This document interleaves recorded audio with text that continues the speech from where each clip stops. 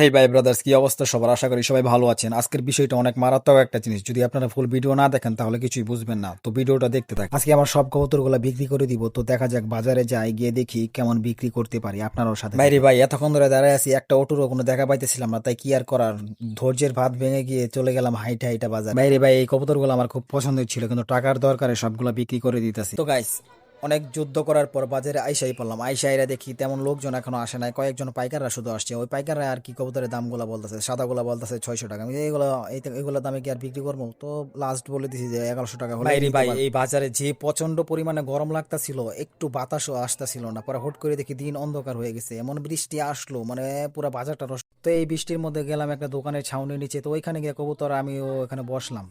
তো এই বৃষ্টিটা বুইরা কবুতরের বাজার একবারে ফুল ডাউন করে দিছিল, যার কারণে এক জোড়া কবুতর বিক্রি করছিলাম, এই সাদাগুলা এক জোড়া প্রায় 900 টাকার মতো বিক্রি করছিলাম, আর বাকিগুলা নিয়ে আইসা পড়ছিলাম। আপনারা নিজেই দেখেন কি কেমন ছিল আর এখন আপনারা শেষ পর্যন্ত যেহেতু আইসাই পড়ছেন, তাহলে একটা লাইক আর একটা কমেন্ট আর একটা সাবস্ক্রাইব করে দেন ছোট ভাই হিসাবে। ধন্যবাদ ভিডিওটা ফুল দেখার জন্য।